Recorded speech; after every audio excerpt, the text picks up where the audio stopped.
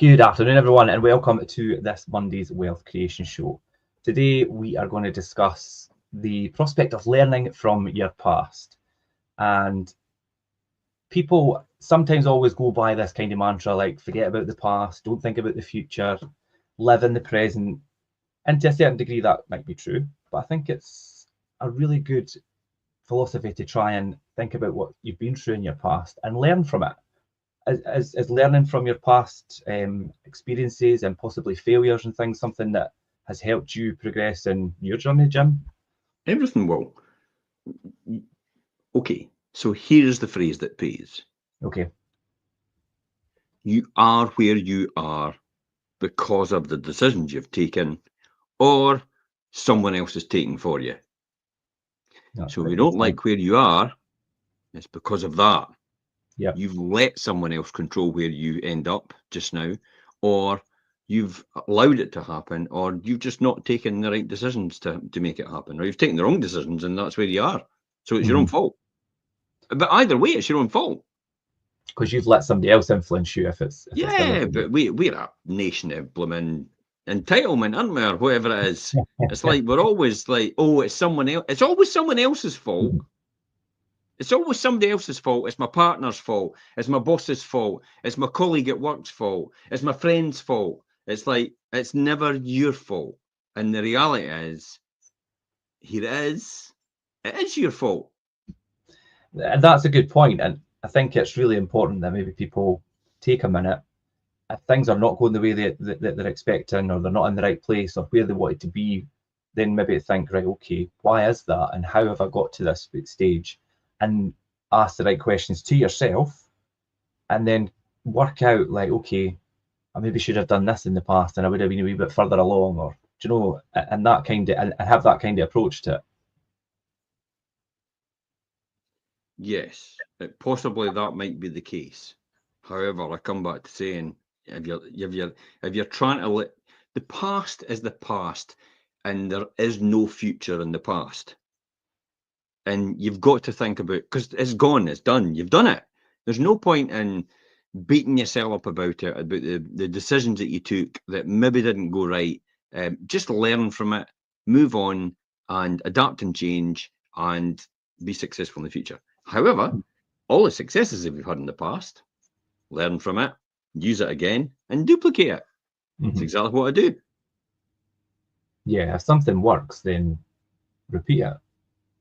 Yeah, I mean, I repeat it on obviously a bigger scale. I mean, I go back to saying I can't believe I actually bought almost twice the amount of properties in the last 3 years that I bought in the first maybe 8 years that I actually built what I built. You know, I'm really surprised about that.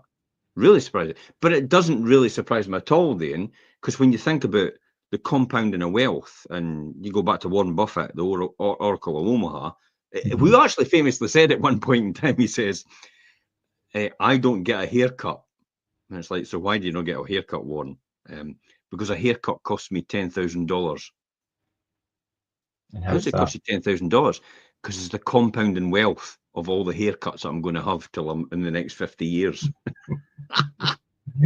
Honestly, and see, when I heard that, I thought, "Yeah, beauty." I'm in the same mindset, because that's who I think. Know that I've got hair to cut. I was just going to say, but I know honest. Look, it's here. It's right there. But it's this, that's the same idea. And then you were saying there about how your kind of property empire and things, how it grew exponentially over the last few years in comparison to all those years before, although you were making good progress. How do you think that? What was it changed that made you kind of propel forward so quickly and a lot more than even you expected? I waited. I mean, obviously built wealth over a long period of time, and actually, it's great. You know, it's the deficit reduction that you get from actually having a mortgage on a property and the property going up in value. So inflation eats away at the mortgage value, while technical inflation increases your capital value. So inflation is actually quite good when you think about it, in retrospect, to a degree. And that's how you've got to think about it. So the difference between the equity is the loan to value gets lower and lower and lower in comparison to the value of the property. Eventually, at some point in time in the future, you're going to be able to go, I tell you what, I want to buy more property. Can I just use the existing equity I've got in these properties? Now we're going to get onto a wee thing about somebody's actually going on about this tonight. I'm not going to name check the guy because he's an idiot. But most people all know who that person is. He's going on about eating the rich and taxing the rich on wealth that they actually don't really have. And then Noah Callahan, is he's Canahan or something, what his name is. Noah actually keeps saying it's like, well, you're trying to tax me the wealth they say, but I don't really have the wealth because it's in the value of my shares. So you can't really, it's not fair to do that. And then he says in the other way, he says, but when the person goes to the bank, they usually say, well, I've got the wealth of these shares. Can I put that down as security? and absolutely you can, yeah. But that's okay. That is not cheating the system. It doesn't actually, in the eyes of the law, in the eyes of tax, the gain doesn't realize until you actually sell the asset or you realize the asset and its value. And you can't realize the asset doing that, but you can borrow against it. And it's up to the bank whether they want to let you borrow against it. It's the bank's risk they take. It's not a finite thing. So the bank is taking a risk because the wealth in these shares, the value in these shares could actually drop like a stone overnight. If the company, for example, did a pioneer an invention, and then then all of a sudden they found out that it was just a smoke and mirrors, and it was a complete fabricated lie. So therefore, the value of the stock drops overnight, and it's like, okay, so can I go to the tax man and ask for the money back then? Because they took the money when I had it. So, see, that is the point. But how are you meant to pay tax on something you actually haven't realized yet, and you don't actually have the money for? The increase in the value of the property. If the property is going up 100,000, oh, you've got to pay tax on that. Okay, what you want me to do then? Sell the property? Okay, because but the you tenant's don't going to be actually have homeless. that money in the bank as such. Yeah, you don't have it. It's like when somebody passes away and they own a business and it's a trading business. In inheritance tax rules, a trading business is exempt from an inheritance tax. So you could have loads and loads of trading businesses. Property businesses aren't, by the way, different schedule. Property business is Schedule A, which is rental income, investment income. A trading business is Schedule D, case 1 or 2 in the eyes of taxation. So it's treated differently. But when it comes to inheritance tax, property business is pulled into it a trading business, like a letting agency, estate agency, have employees. And the assumption is, obviously, that's exempt in the eyes of the law and the inheritance tax. So you're okay with that. So you've got loads of trading businesses. You'll be all right when you pop your clogs and you'll be able to pass on to the next generation quite easily without any tax on it at all. And that's the reason why. Because if you then realise that, everybody would have to get paid off. Yeah. Or you've got to pay that. And that's my argument about inheritance tax as well, is the fact that, okay, so if I pop my clogs, I'm due several million, how am I meant to get that? That means I'll have to sell the houses to get an inheritance tax. And then replace all these people that are in that means everybody's going to be homeless. Yeah. That makes no sense at all. But they see it as but it's investment income, so it doesn't really matter. It does really matter because you're going to make all these people homeless. Yeah. Which is already a problem here that we don't need to add to. And that's the wee misnomer there, where they're actually trying to take the tax when you've actually not realised the asset, because the inheritance tax does do that for property businesses. Yeah, of which we just talked about. Anyway, I know, but then that is learning from the past, isn't it? Really, because that's what's happened in the past, and this is what's happened. And then I'm looking to the future and thinking, if this happens in these scenarios, then yeah, I mean, death is certain, isn't it? At some point in time, inevitable. Yeah, it comes to us all, and so does taxes. Yeah. However, you can avoid death for a period of time, but you really can't avoid taxes. No. I mean, everybody says you can, but you can't really. Because if I move to British Virgin Islands, for example, everybody go, tax haven, or Dubai, tax haven. It's like, this guy's dodging tax. No, you know, your companies are UK companies. They're still paying tax in this country. You can't dodge it. what happens is you maybe get a dividend out. You're still due UK tax on the dividend, but you end up spending the residual left of the money actually in Dubai or wherever you are. So they won't get the benefit of the reinvestment of the money. Yeah, I mean, there's a difference between being really savvy and good tax planning than tax avoidance or trying to tax avoidance. It'd be interesting to see, and this is quite a good one actually, about the huge mass exodus of millionaires from this country over to Dubai, over to Cyprus, and other areas around the world, purposely because there's a total draconian attitude towards millionaires. It's like millionaires are now becoming private landlords. You know, they're vilified, they're demonized. And this is the rhetoric that's coming out, and I think primarily this is driven by the socioeconomic conditions of the Labour Party and who they are and what they stand for. So we're now letting, and purposely as well, it's obviously driven by the media. The media loves this attention because you can see that, because then they get to sell adverts on the back of the attention that they get. It's bad news sells, doesn't it?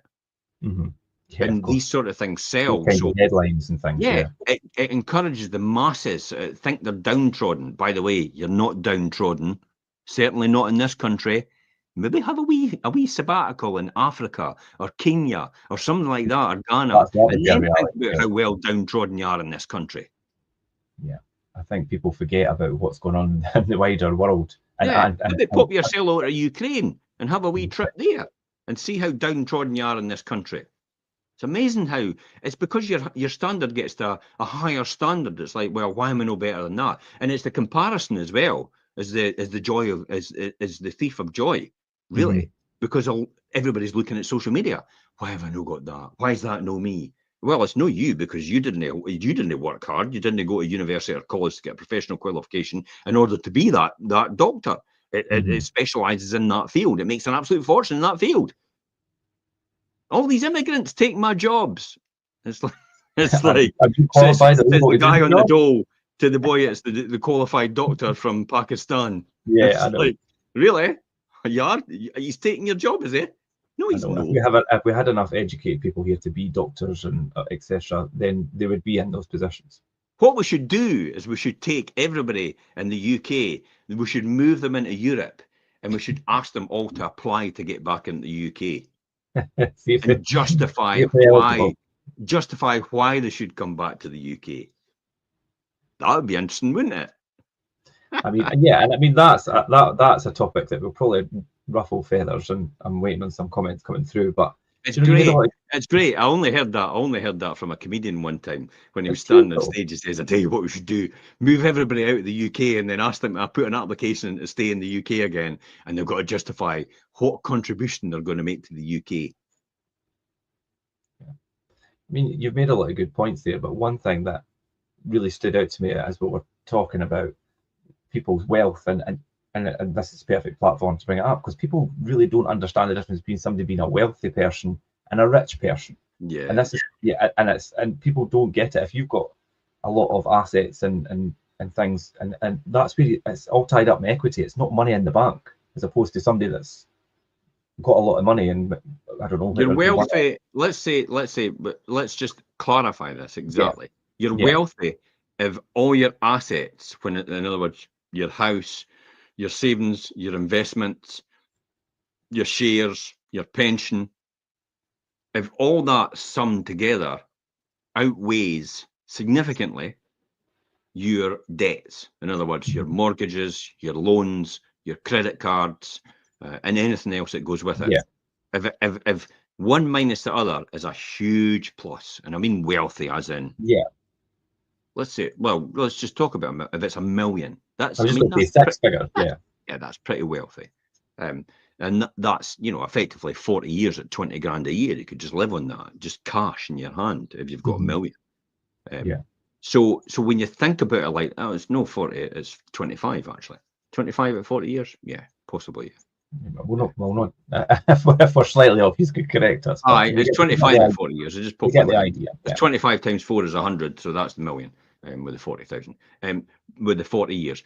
So that's what I'm saying. It's like, if you're wealthy, you've got assets, money, or liabilities. So it's not really readily available to you. You might have a small amount on cash or in savings accounts, but most of it's tied up in things like assets that you have to then go and sell in order to get the money, or companies that you own, which the share value is worth a lot more, which you'd have to sell to get the money. That's wealth. Yeah. Being rich means really you've got a lot of income, and in other words, coming in all the time, in my opinion, anyway. It's only my opinion. You don't need to listen to it. Could be talking the biggest rubbish in the world. Some people think. They could stay poor for the rest of their life, by the way. Yeah, you've got a lot of disposable stay, income, basically. Yeah. My upline used to say to me, my mentors used to say to me, you just say to them, well, stay broke then, if that's the case. Because you want all these people that go on and have a go at you on social media, you quickly look at their profile, they've got about 60 friends and that's it. And they're poor. You can see by their profile. And it's like, no wonder you are where you are because of the way you're thinking. It's just a matter of thinking in a different way. And that's rich can be money coming in all the time. But I think rich primarily is all about generating income all the time. That's rich. So I am both rich and wealthy. So I generate a lot of income, but I also generate wealth as well at the same time. So I've got both, which I'm quite lucky. A good mix of both, yeah. And if you only have one or the other, then it's difficult because wealth is obviously, you can't do anything about it. You'd have to realize it in order to do it. And it's kind of like if it's making money for you, which is the rich part, generating money, that wealth, and going up in value as well at the same time, then you're chopping down the tree that bears the fruit. So you don't really want to realize wealth because it generates dividends from a company. It generates investment income from rental properties. It generates, I think, well, gold and silver and stuff like that really don't generate any money. They just go up and down in wealth. They fluctuate a lot, they then hedge people against any huge swings. I'm not really, listen, I still can't work out why silver and gold is any worth anything in investing in. I kind of think I wouldn't say it's on the lines of crypto, but it's like it doesn't produce anything. It maybe goes up, and you're maybe lucky it goes up in the times of when people run for gold to protect their money, to hedge it against inflation or whatever it is, or the devaluing of a currency, because you've got that currency in your hand, so you turn it into gold, then it usually typically stops it from devaluing. That seems to be a thing that all these people do. Therefore, that keeps the value of gold stabilized at that value or more, because everybody runs at the same time to buy it. Supply and demand. Imagine if everybody decided that they're not going to buy gold anymore, gold would just tank. That's the end of it. And that would be gone it would completely. It would just be a metal again. Yeah, it's just a metal. And there is gold reserves in the world which people which the powers that be deliberately withhold from actually coming out in the market in order to secretly keep the high value in gold values. It's the same with diamonds. Diamonds is exactly the same. There's loads of diamonds. Yeah. Diamonds aren't really valuable. It's because people put value on them. Just like you've got a painting. To me, a painting might be just okay. It's a bit of colour on a canvas. That's it, really. To other people, it's like, oh, there's huge value in that. I've got to have that. And other people say, I've got to have that as well, because maybe somebody famous did that painting. Oh, I've really got to have that. But is it really valuable? It's only because we perceive it to be valuable. But you know what is valuable? People. Yeah. That's value. People. And when you mean people, do you mean like that different variety of people with all these different skill sets and people with skill sets, people that can generate income, people that have value to add to what you do? Paintings and cars and oh my God, that's just no value at all. Don't look at whatever you do. Do not look at the person that's maybe got the Lamborghini Huracan, sorry to the Huracan owners, and say to yourself, they must be wealthy. I would argue they're actually the need to compensate for an inferiority complex. I would argue that would be the case. Because I'll guarantee you, when they sit in that Lamborghini Huracan, they'll look over a Ferrari and they'll go, wish I had that. I wish I had that. It's the same with everything. If somebody's got something, they'll always feel that need to want something a bit more or a bit different, or and then you've got the other layer before that, and they'll look up to the person in that. Do you know? And it's just an ongoing thing, and it could just. You'll see that. Have you watched Tony Robbins Unleashed? I've got it there to watch, YouTube? Jim. You sent that, yeah. I watched it last night, and it's like, oh my God, I had tears in my eyes, because it's like, Yeah, it took me right back to my UPW. Because it is about UPW, Unleash the Power Within. And it took me right back to it. It even showed the firewalk, and I'm like, oh my God, I did that firewalk. All these different things took me right back to that point in time. And it really was an emotional time. But it was a good emotional time when I watched it. For anybody that's doesn't know Tony Robbins, and possibly doesn't know what Unleash the Power Within is in, or you're still not where you're meant to be, you should be watching it. Yeah. It's called Unleash, and it's on Tony Robbins, his YouTube channel. He's only running it for a limited time, so up to the end of the month. It's available, and then after that, it'll maybe be given away free, or it'll maybe be taken off, or it'll maybe go to Netflix, or maybe go somewhere. But I tell you what, it's a fantastic film, absolutely brilliant. A total master of the mind, Tony Robbins, to understand. And the way people are saying, I'm hard done by, and then he just goes to them and says, are you really? Yeah, I've watched a small bit, but I've not had time to properly look through it, and I've seen the lady. What's the woman with it? Oh, my father's been hitting me. That was the lady that she was. And then we found out it was a rubber slipper. Yeah. We found out it was a rubber slipper. He threw it at her by mistake or something like that, or to get her attention. And she was saying she was trying to make out she was being abused and assaulted and by her father. It's like, you've got a different blooming way of what flipping egg. I'll show you some people that are like that, are worse off, are properly abused and stuff. That'll curl you. For all our Scottish viewers and things, I mean, the Buffy was something that was part of growing up getting the Buffy. So I mean, a slipper. Yeah, a slipper. Yeah.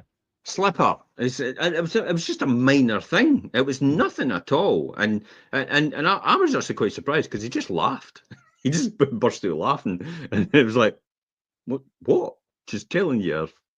And then he made light of it, and then he turned it around and says, well, it's you that's put that on him. And then she realised that, yeah, it was.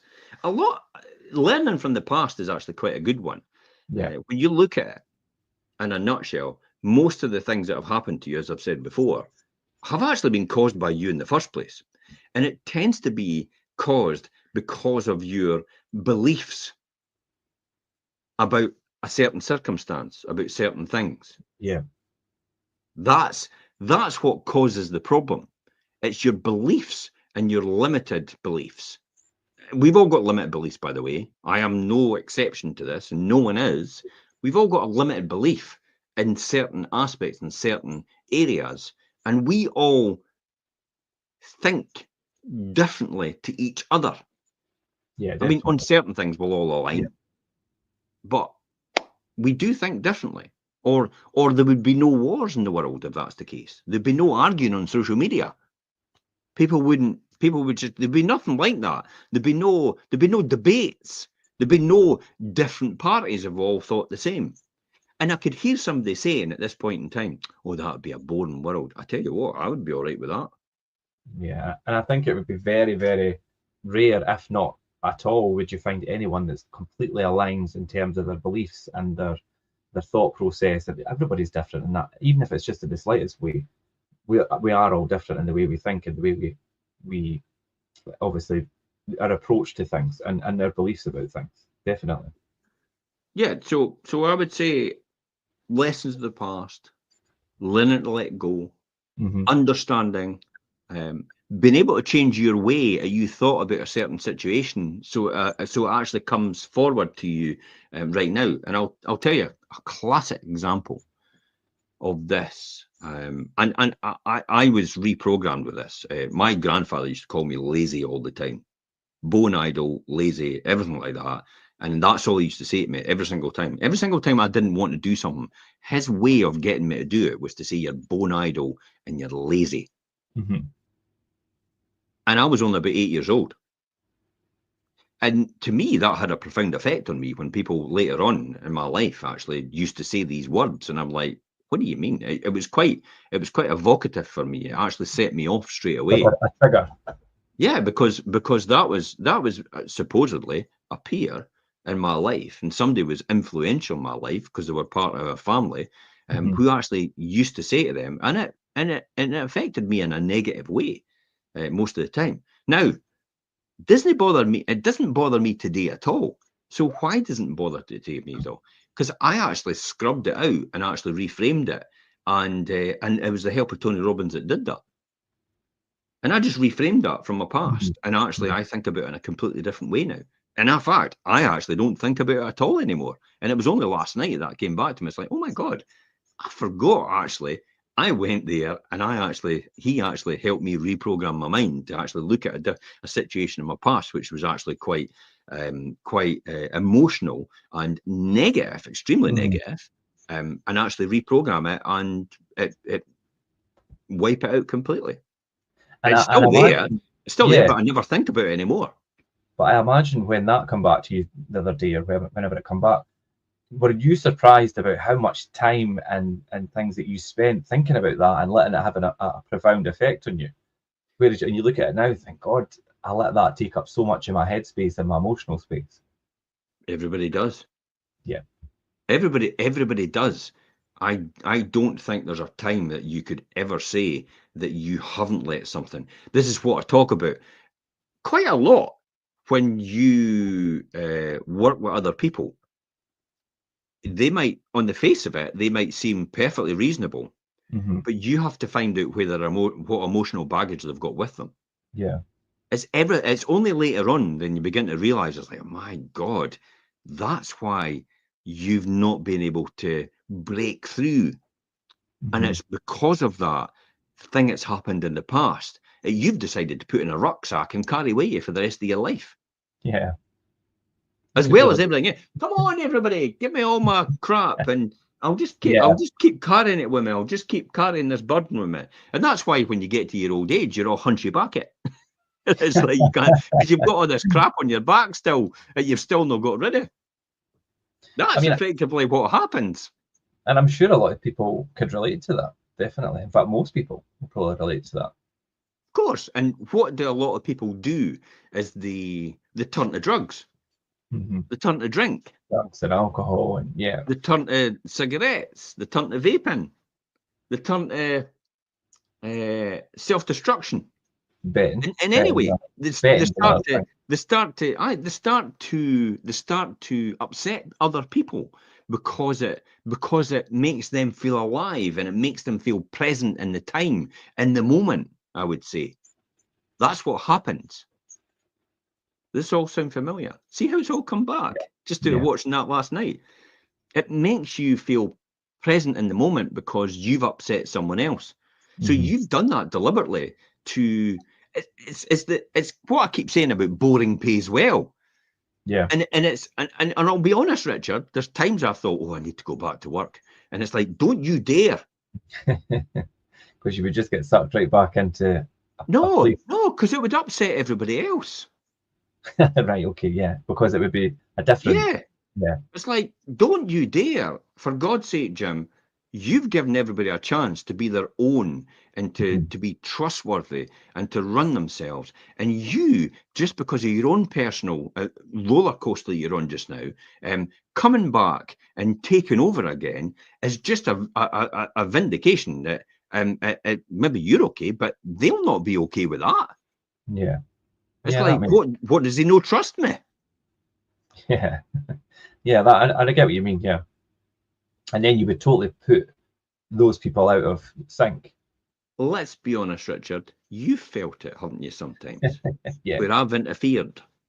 Interfered is a good word. That is a good description of what I've done. I've interfered in certain situations, and you felt that I don't trust you. And I do, completely. Yeah.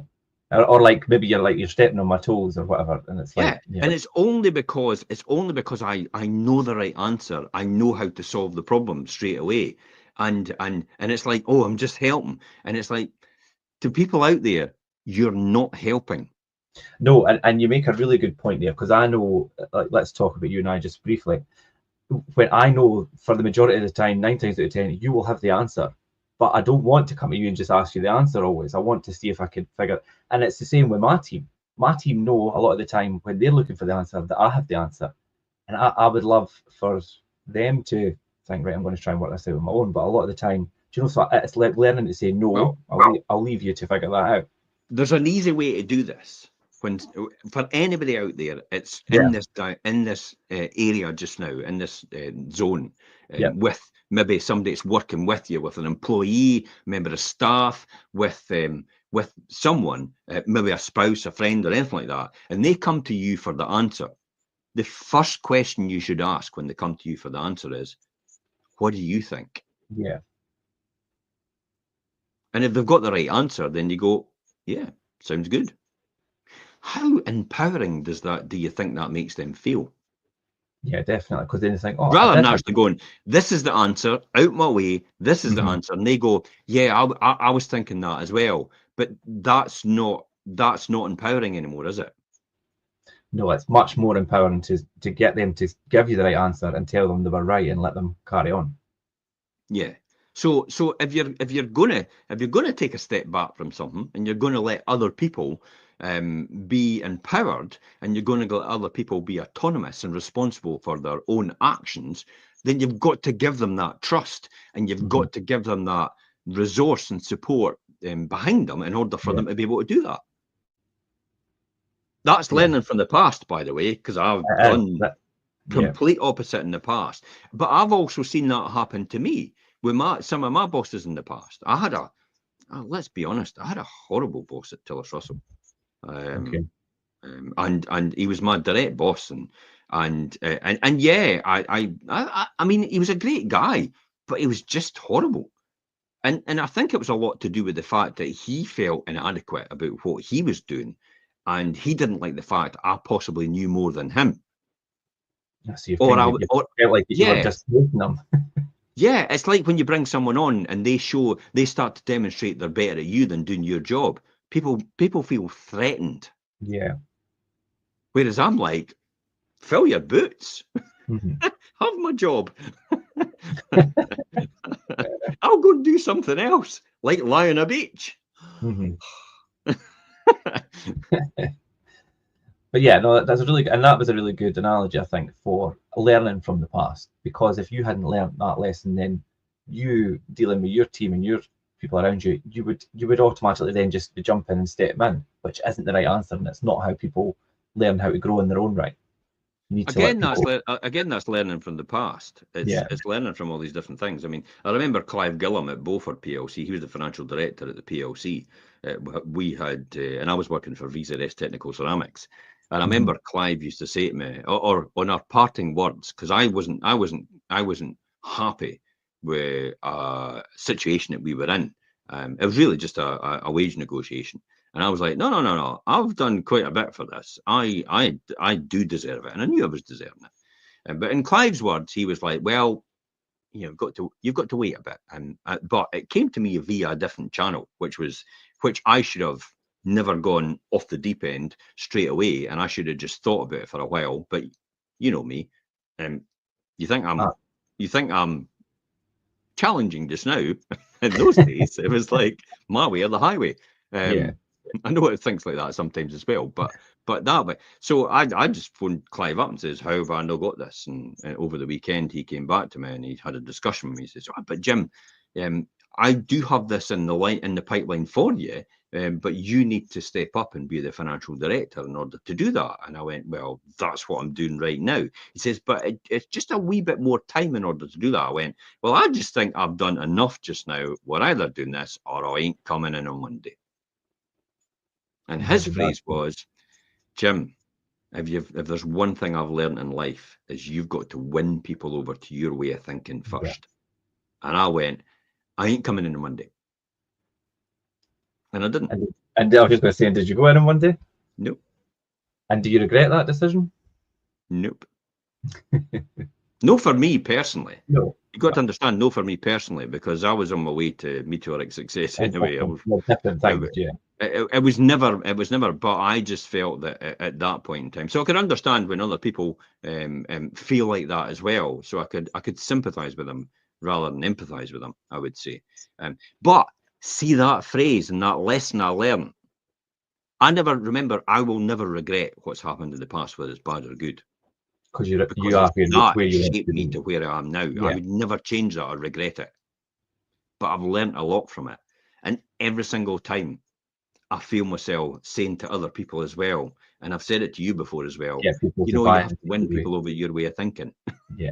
And I said the other day, I was somewhere, and I can't remember where it was, but it was only about less than a week ago, and I felt myself say that, and I says, I should really phone up Clive Gillam and thank him for that advice.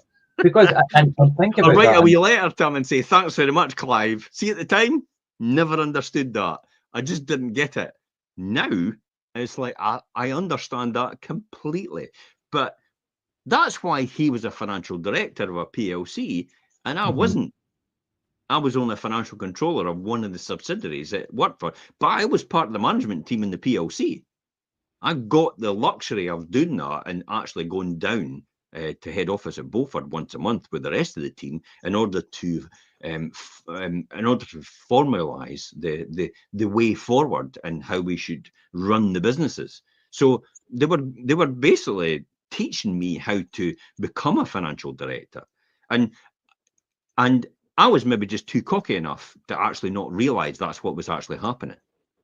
Yeah, and do you know that it's such a good example of the influence of things that have happened in people's past, then having that positive effect in the future. Because Clive obviously said that to you. You've held on to that and kept hold of it. You've said that to me. Now I've got that written down somewhere. I never knew until you've just told that story where that come from. And think of that, the bigger picture of that and the circle it's done. I mean, Clive probably has no idea we're talking about this now on an online platform. It's something that he probably doesn't even remember saying to you, maybe. and this is the thing I've always got to say, that you don't know how much you're going to influence someone else's life and everybody else around them, and then everybody else beyond them, and everybody else beyond them. This is why my favourite film has got to be It's a Wonderful Life, which I've still never seen. Yeah, see Jimmy Stewart and he plays that role, in the fact that Clarence the angel says, "I tell you what, you're dead. You were never born. This is what happens if you were never born." And actually puts him back when he was never born, and everything's changed. And then he's realised that how much his life has influenced so many other people. And for me, that is it's really an inspirational story. I think it was my dad's favourite as well, to be honest. I did quote it at his funeral. The same phrase, when Clarence said to Jimmy Stewart, when you think about it all, you really have had such a wonderful life, irrespective of the ups and downs. Yeah. And that's what's made it like that, I would say. So the learnings from the past can help you shape the future. Yeah, definitely. Yeah, definitely. And I think you've went through some really profound examples of that. And then what I did pick up on there, and it's where you need to kind of then think about releasing yourself and acknowledging that you don't have to hold on to everything, but keep hold of those things that are going to be important and you've learned lessons from to help you in your future. But how do you do that? As people might be confused about, how do I know what to let go of and what to keep a hold of? Well, I mean, the things that are making you feel negative and holding you back, let go of them. Things that you maybe keep coming back to, like this thing that Clive says to you. If you keep coming back to that and feel like you could learn something from that, then use it to propel yourself and forward, I think. But releasing yourself of all these negative things that go on in your brain, and I know we all have them, that's not worth the brain time and your forgiveness. Mental. Yeah. Forgiveness. Just let people go. Let them. There's a great book, How to Stop Worrying and Start Living, Dale Carnegie. Okay. And it talks about there was one of the bits of the sections in it. It talked about a guy who had a relationship with his wife, and his wife says, "I'm leaving you," and it was a big conversation, but I'll summarise it. I'm leaving you, and he was going, "You're not leaving me. You're going to stay, and you're going to be with me, and you're going to do this." And it's like, "No, I'm leaving you." And the more he tried to convince her to stay, the further she ran. But the thing was, the whole point of that story was, let it go, let her go, because it might not be meant to be. You think it's meant to be, and you're forcing the issue. But the reality is, you'll find if you let that person go, they'll either go, and that'll be the right decision, by the way, or they'll come back to you. It's meant to be, and yeah, things are. It's the greatest lesson. It's the greatest lesson I've ever learned. And I've used it a couple of times.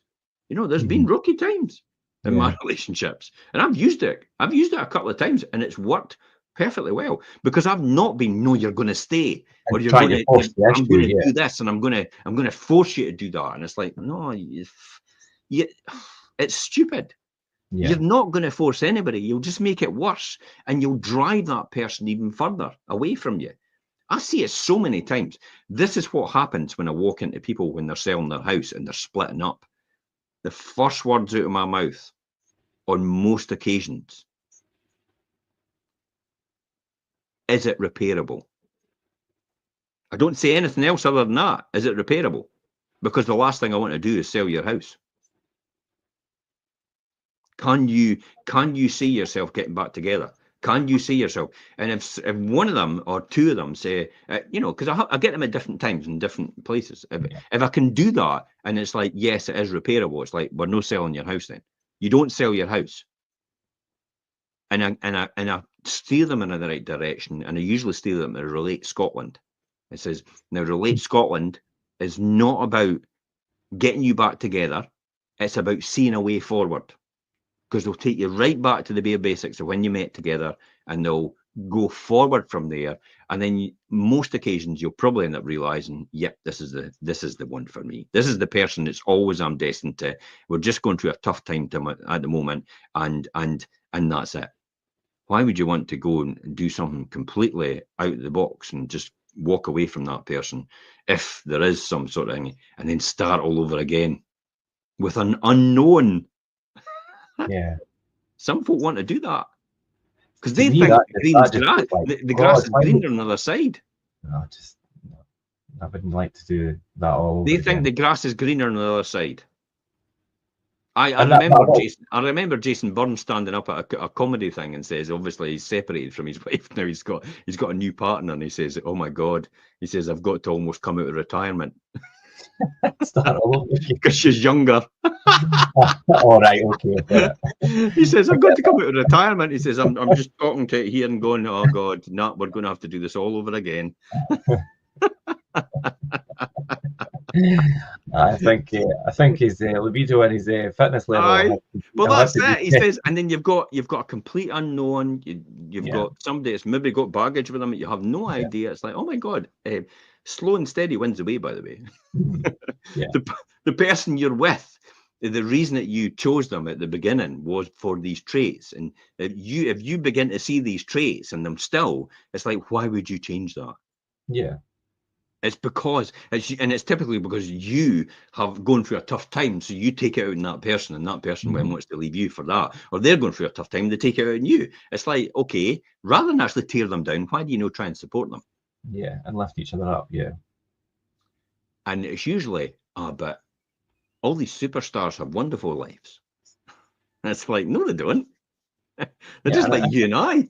It's like a lot of them are just splitting up, and a lot of them are falling apart. A lot of them take all their stories and actually put them into songs. Look at Adele. What's a really interesting thing, and I've used it before, because a lot of people, I mean, we don't live in a movie. Do you know, a lot of people look at movie, and it's like social media is like that now. We don't live in too much movies. That's not reality. And Instagram's the exact same as, I mean, movies are great and things, but life isn't a movie. But I genuinely believe some people just don't have that knowledge or that thinking in order to understand that. or a And grasp on it's reality. because of the beliefs they've actually not got yet, or the beliefs that they hold that maybe aren't true. Mm-hmm. Yeah, quite a lot of controversial things there, but I mean, it's food for thought, especially. I mean, I hope everybody watching has a thought about that. But Well, is it controversial or is it just common it's sense? just yeah, possibly. Yeah, it's common sense. It's only controversial because it's like, oh, we better not talk about that. It's a taboo subject. Because it'll push people to Yes. pitchforks out, like, oh, how could you say Yeah, that? exactly. How could they say something like that? It's like, whoa, wait a minute. That's your belief. Mhm. That ain't mine. Yeah. It's like a classic example when somebody says they don't believe in, oh, I don't believe in God. And it's like, oh, that's terrible. What do you mean you don't believe in God? And then you turn around and say, well, there's 4,000 gods on this earth, according to all the religions that are here. I just don't believe in one more than you. Mm-hmm. Think about that. Yeah. Because they believe in one God, don't they? But what about the other 3,999? I think it's quite. They don't believe in them. Think about that. So that person that believes in that one God then doesn't believe in the other 3,999. But all you're saying is, well, I just don't believe in one more than you. Yeah, you're right. You're right, and I think it's quite to think And about. who came up with In that? different religions, Where did that come from? Yeah. Now, let's just be clear here. I'm not saying I don't believe, because I do believe in a higher purpose and a divine purpose and all the rest of it. What that is, maybe. But how that's manifested, I don't really know. But I just know there's something. It drives us forward, Mm-hmm. and it's maybe our human desire to do better, and it's inbuilt in our DNA. Some people manifest it like that. Some people manifest it in other ways completely. So these are all the things that you can find what you say in here lessons in. Yeah. Lessons that will help you from the past in order to improve your future. And the lessons, especially the things that happen to other people. It's like, oh my God, I'll not be doing that then if that happened to them.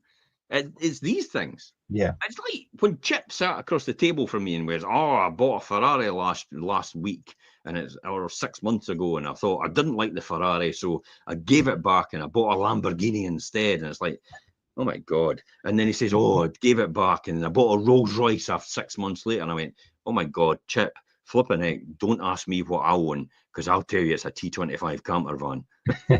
Yeah. and I'll then give you a lecture about how important it is to build wealth and not just throw it away on cars. But what I mean, I get it. And people, I mean, Jim, I know you love cars, and a lot of people do love cars, and that's fine. But what do you think the thought process in that is? Like, to buy the Ferrari, give it back, buy a Lamborghini, give it back, get the Rolls Royce. More money than sense. Well, that's one thing, I suppose. Chip's got more money than sense. Chip owns most of the farming on the West Coast in America. Right. And he serves all the supermarkets with all their produce, their fresh produce. So it's like Chip's a wealthy man. So I suppose cars at that level can be. It doesn't matter an eyelid. He's like, oh, I'm getting hand carved front doors. It's like people are just sitting there carving his front door and all the rest of it, and every door in his house. And it's like, my God, it's like I could think of better things to invest my money in.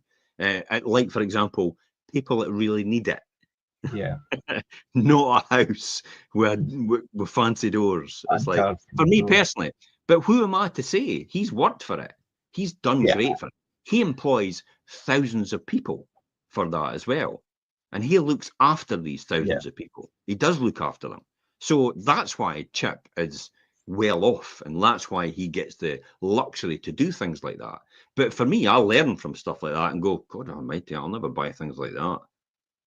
That's just, I just see money floating in the door. That's your perspective and how you are. So yeah, I just see money. It could be diverted somewhere else to something else that's a better cause than actually just that. But that's his right to do that. He's worked for that. For anybody that sits, we'll go back to the start of the show about it castigates things like that. It's like, you go and do what he's done, and then you can pass judgment. It's everybody loves the view and everybody wants the view, but very few people want to make the climb. Yeah, and do you know what I just kind of thought about there? And obviously, it kind of makes sense that you're saying obviously the way you are, like if you could think of so much more better things to do with money and help other people and things, that's obviously come to you because you've seen in the past other people that needed help and you've thought, right, okay, and now you're in this position. It's like, Well, why did that come about? Let me just think about that. Mhm. Secret Millionaire. Yeah, I remember that program. Yeah. I used to watch it all the time. I see them bubbling at the end, and I used to bubble with them. It's like, oh my God. And I used to think to myself, that'd be great one day How to much you sit there could and do change that for people's somebody. life in an instant. Yeah. Yeah, to help change people's lives. That would be absolutely fantastic to be able to do that someday. And that's what really inspired me to do it. And then you see things like Undercover Boss as well. And it's Mhm. like, that's the Yeah. sort of thing. These are the things that inspire me. I love these sort of things. I just love having that opportunity to do that. And for me, that's what drives me forward, to help other people and help communities, especially our own community. Yeah, definitely. Especially, I think, And like you said, I think that gives me purpose. It does give me purpose, and it drives me forward. So as long as I've got that, nothing's going to stop me. I'm always going to have purpose. That's where it goes back to and a lot of extremely wealthy people talk about this, about to serve other people is a gift, to be able to Mhm. serve other people, because as a result it comes back to you and you're prosperous as a result as well, just by serving other people. That's the nature of business. Yeah. And to do it at an extremely high quality level, or a really high intensity level, to serve other people, differentiate from everybody else, and your value is worth more than everybody else's value, or we would all be paying the same money for the car. It would Yeah. all We be the don't, we same. don't, we don't And be equal. we see perceived different values in cars. So again, these are all things that you learn. So I'm a great student, and I always have been a great student of life in general. A lot of people, and this is what I used to say. I used to sit in. Elaine and I love sitting in the pub and stuff like that. Not anymore, because I don't really drink that much. But when we are, or we're out, I just love sitting and observing other people. People watch. Mm. And it's not for the fact that the voyeur aspect of, oh, something might go wrong. It's the fact that you see how people interact with each other. Interactions and the, yeah.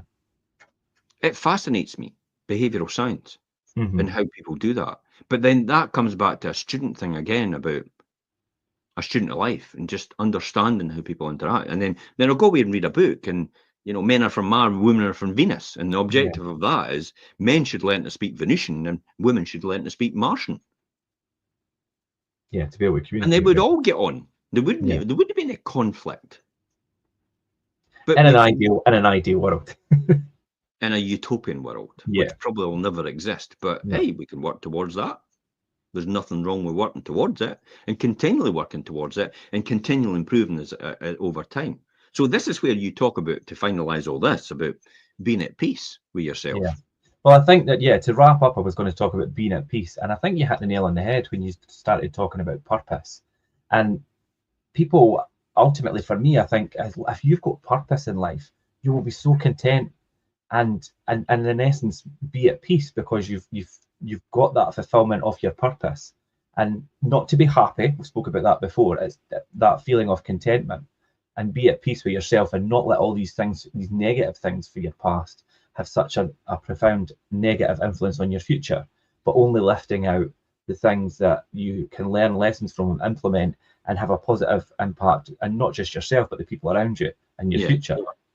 So this is why I talk about all the time about the purpose of the purpose of the purpose is not to be happy but be content. Be And it's content, yeah. it's quite interesting, because I've actually seen it on a couple of podcasts recently. But in my podcast, because it's like, I never got that. And it's kind of worked out to be content rather than happy. Because contentness is always Yeah. there.